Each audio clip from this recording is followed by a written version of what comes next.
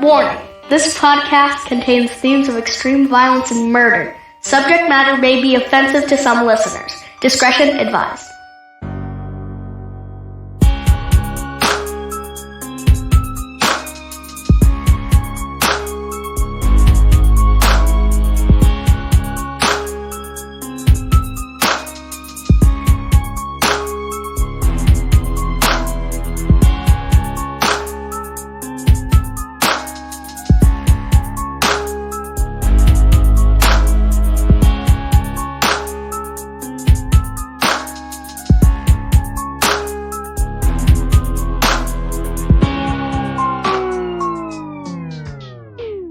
Welcome to another episode of Evil Transgression, your homicide headquarters here in podcasting.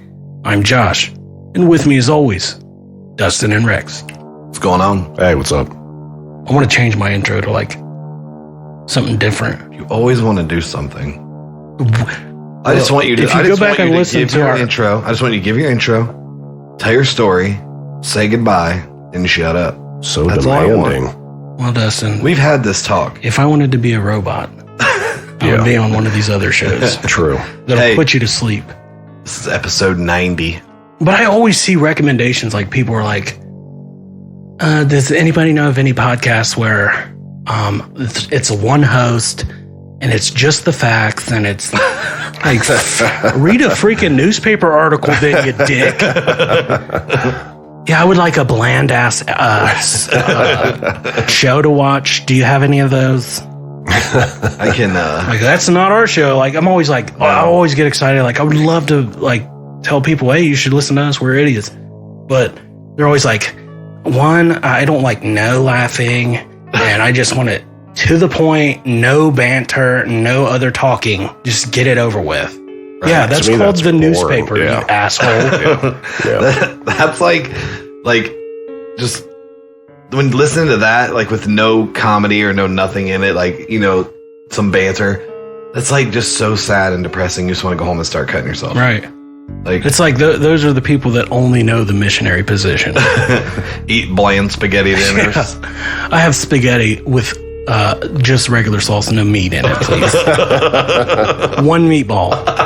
Hey, I'll tell you the type of narrating that's annoying. That YouTube channel, Chills, where the guy's like, number 13. Number 7. He's like monotone. That's yeah, it's terrible, man. I know of a podcast that the guy is monotoned, and he's from like Great Britain, and I'm not going to say the name number of it. 17. But I don't know how people listen to it.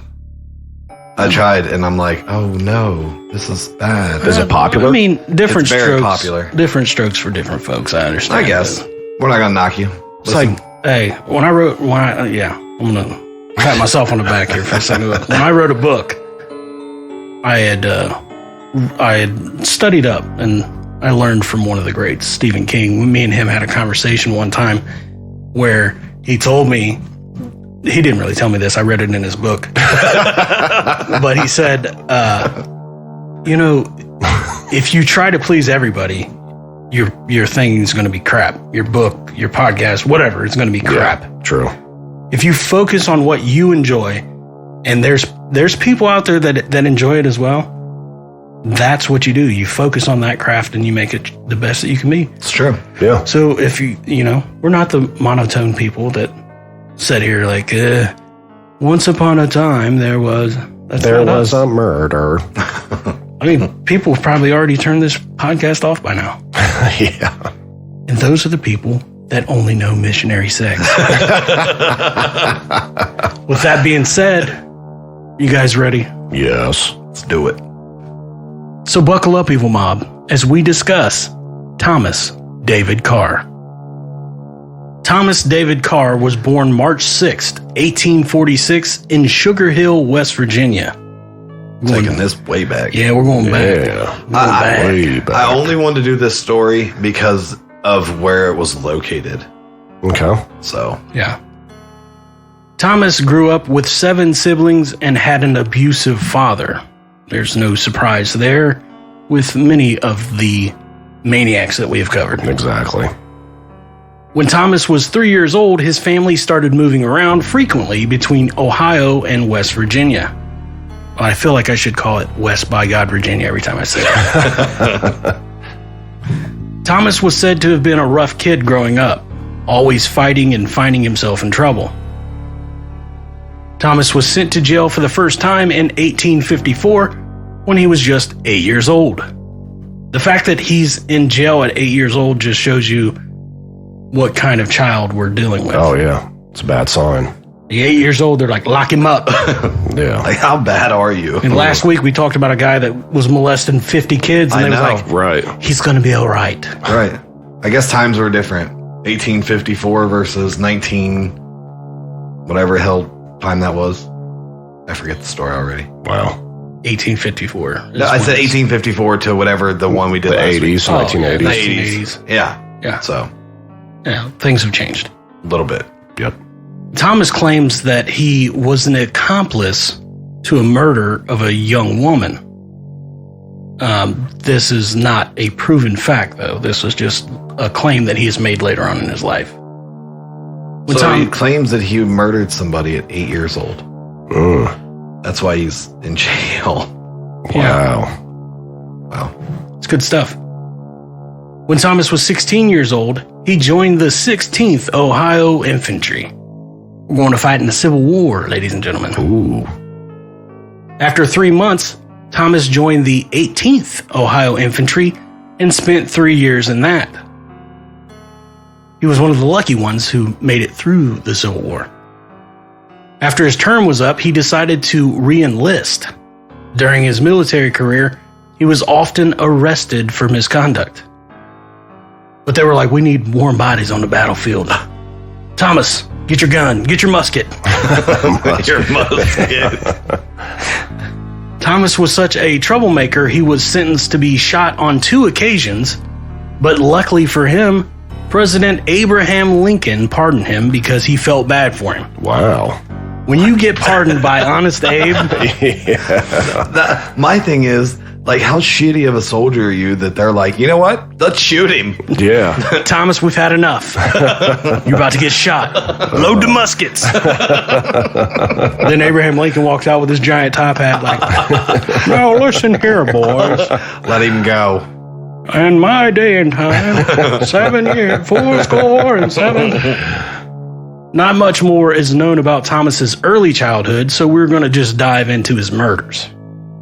After leaving the Army, Thomas moved back to Wheeling, West Virginia, where he started working in a brickyard. In 1867, Thomas left work in the middle of his shift and went walking around the town when he ran into a man named Joseph Eisel. Joseph told Thomas he was looking for someone to kill his friend. I mean, let's go back to the first point of this of he's in the middle of his shift, like at work, and he's like, I'm just going to go walk around town. I've had enough. I've had enough of work for the day. So I'm just going to go wandering. Apparently you could do that in the 1860s. I guess so. Or I do it now. They're like, you're fired. Right. But how do you just walk up to somebody like, hey, you want to kill my buddy for me? Yeah. Just random people in the streets. Like, Yeah. Yeah. Hey, buddy. Want to do me a favor? This guy done double-crossed me for the last time. That's just how I figure how things were said back in the 1860s. Double-crossed me. Thomas agreed, and the two boarded a train. Once on the train, Joseph hit Alois Ulrich in the head with a hatchet, and Thomas began beating the man with a rock. Thomas was the guy that gets the rock on this deal. Like, I'm taking the hatchet. Get that heavy rock over there. We're going to kill this son of a gun. Hey, we're going to kill somebody, but I'm going to have the only weapon. So you gotta make one. Here's a pebble. I need you to make your own weapon of war here. Look, there's a rock. Thomas claims he only joined in because he was afraid Joseph would kill him if he didn't. Shortly after the murder, the two searched Aloy's pockets and divided the money the man had between the two of them. Thomas claims after the murder, he was so shook, he decided to join a church. When you beat a man to death with a rock, it does tend to change. That might bring you to Jesus. But just a short time later, he moved back to Belmont County, Ohio, where he was to be engaged to a 13-year-old girl named Louisa Fox. So he's in his 20s. And she's 13. That just goes back to what I said last week, where, back then, they thought that was normal. It's still odd, but... Oh, yeah, definitely. During those times, it probably was, Louisa's a growing girl. Yeah. Thomas claimed that Louisa's parents gave him the consent to marry their daughter, but the parents said otherwise. After finding out he was not going to marry Louisa, Thomas became enraged. Thomas then grabbed a razor blade and headed towards Louisa's house. You gonna find a rock, or? It's never a good thing. No, not when you're crazy like this guy. Right. If you beat a man to death with a rock, yeah, a man with a razor blade's probably scary too. Mm-hmm. After arriving, Thomas spotted Louisa up on the hill behind her house. He took off running up the hill and found her walking around with her little brother.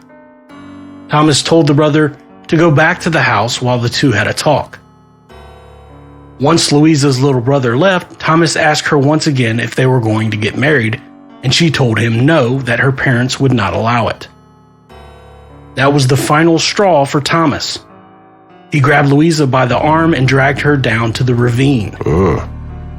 Once there, Thomas started slashing at Louisa's throat and hitting her jugular with a gash that was 10 inches long and 2 inches deep. That is nasty with a razor. Dude, 10 inches?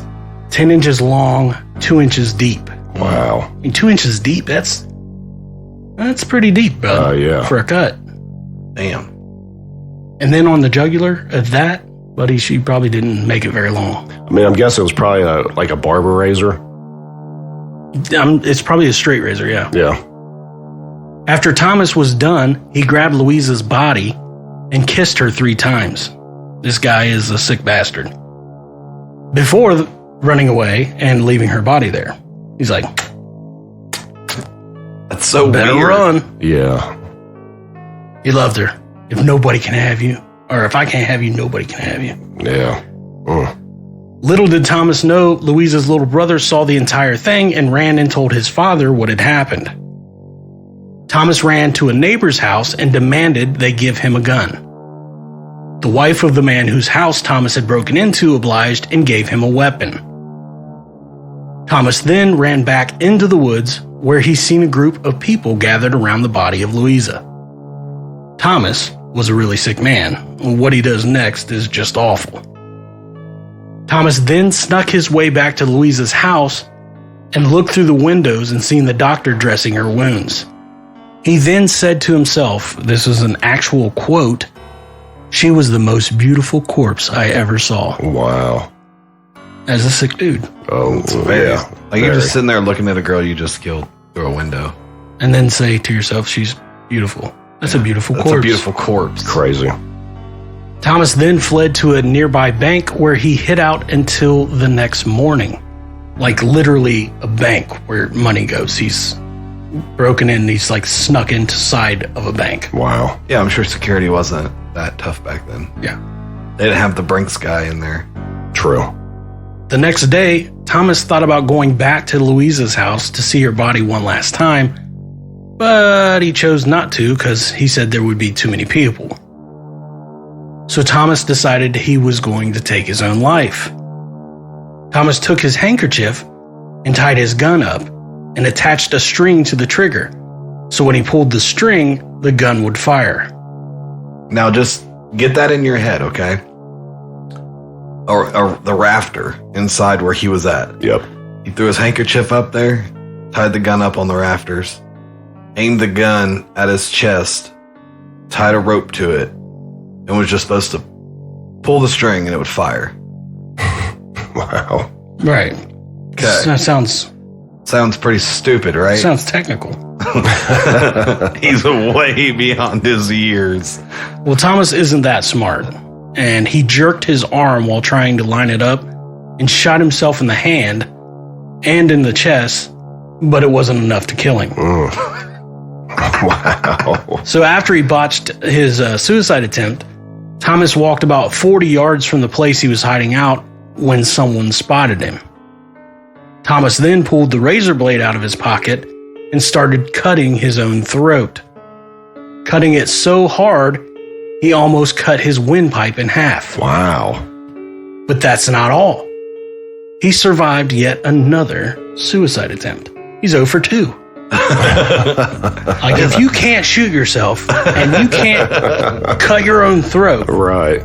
just give up. I know, like you aim to shoot yourself in the heart, missed. Then you literally almost sever your windpipe in half, which should have killed you. And you're just there. Yeah.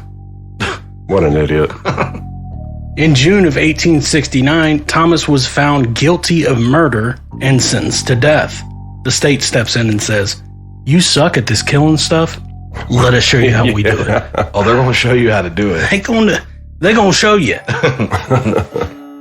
Thomas blamed his actions on his upbringing and the fact that he was an alcoholic. Now, we've done plenty of stories that has talked about how dangerous alcohol can be. Yep. I mean, 2 weeks ago, we talked about alcohol poisoning can make you naked from the waist down and strangled on a couch. Yeah, true. yeah, that's true. Or wrapped in a blanket in a closet while a guy's digging a ditch in his crawl space. Right. Alcohol is the devil's juice. Thomas David Carr's last words were, quote, "The bitter cup they call whiskey has brought me here. It will ruin any man. Whiskey is what brought me where I now stand, a condemned murderer, about to be launched into eternity. Oh, take my advice and banish it. Banish whiskey, and you banish crime. Look at your prisons. Look at your poor. Look at the gallows erected here to hang me. A soldier who fought 5 years to defend the government. Keep liquor away from your citizens. Banish whiskey. And you will have no more wicked men like Tom Carr to execute. I pray earnestly that God will break up the dram shops. Pray for it, everyone." Wow, he was enlightened. That was pretty good last words. Banish whiskey. He doesn't like whiskey. Banish it, baby. If you banish it, no one will get killed ever. Right. Whiskey did it.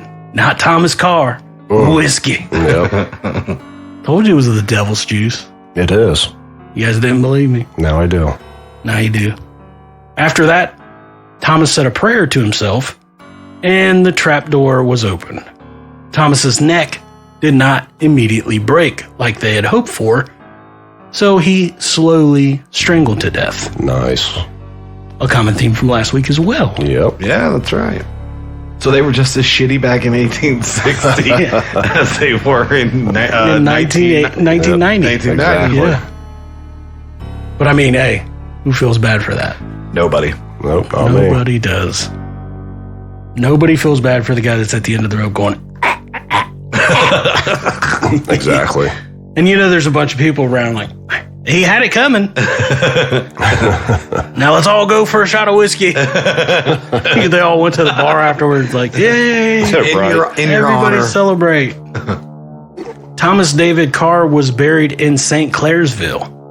He was the first execution in Belmont County. And that is why I wanted to do this story, because he's the first person to ever be executed in Belmont County. If you're not familiar with Ohio, Belmont County is about an hour and 50 minutes from Columbus. Yeah. So I mean, you could have just said almost 2 hours. almost 2 hours from Columbus. 10 minutes short of 2 hours. Whatever. You know what I meant. But that So he's down close to like Cambridge and yes. Towards Wheeling. St. Clairsville. Yes. He liked to hop across that border quite often. Yeah. Wheeling, Yep. Wheeling, West Virginia, to Right. Ohio, Belmont County. So yeah, we're southeastern Ohio. Mm-hmm. I'll be. And he's the first. He's the first.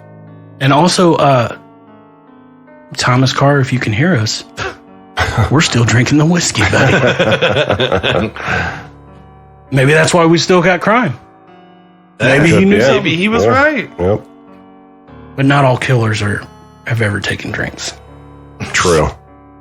Maybe there's something else. Whiskey and like chocolate milk.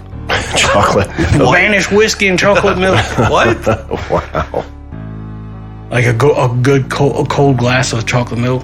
Well, Makes you wild. makes you real wild. How come every Especially if episode you're we do- lactose intolerant. Oh, yeah. Why is it every episode we do leads back to some sort of food? Or, well, I'm fat. Where's that? And that is the story of Thomas David Carr. Good one. There was no cars but one in this story. You see what I did there? See I what like you it. Yeah.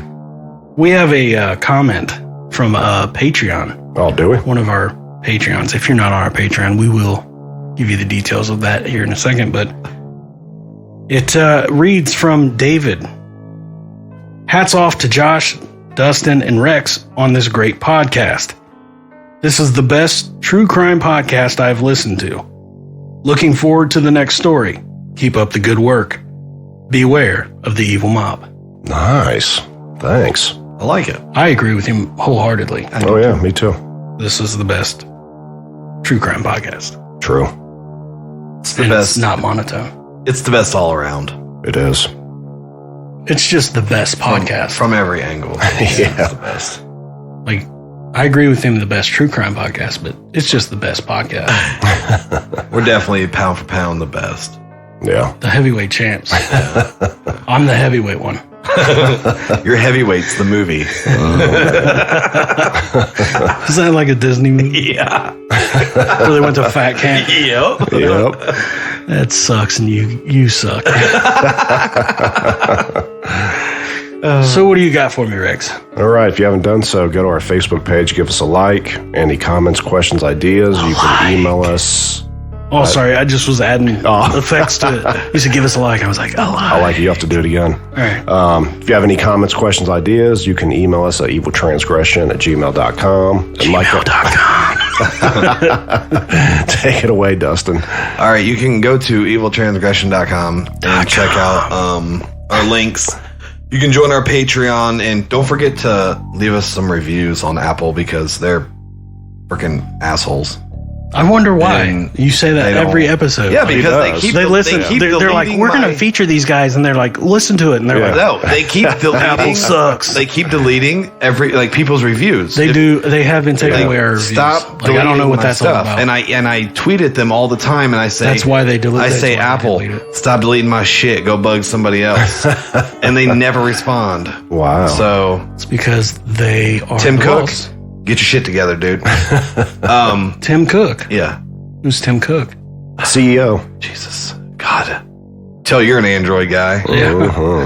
that's But true. Also, our hats will be here very soon. So Sweet. So it's like Tim Cook, the Steve Jobs of he is. Yes. Yes. Apple. He Now. is. Yes. Yes. Well, he's We're, no we're Steve past Jobs. that. We're past that. Oh, okay. But you can. We'll show you guys the new hats once I get here, and we think you'll love them. I think we're gonna do like a pre-order for them That's too. the plan. Ooh, I yeah. Like, we got. haven't got everything rolled out yet, Right. but once I do, I'm excited I am too. because I'm gonna get one. Maybe. I am charging you. And are we still taking the pictures where we're going to be wearing nothing but the hats? Or, I thought we all agreed on like we would get leaves out of your yard I mean, I guess we can add that. just so it's rated PG-13. I don't think that would be PG. We'll get Dustin a really tiny leaf. That's all he needs. That's it.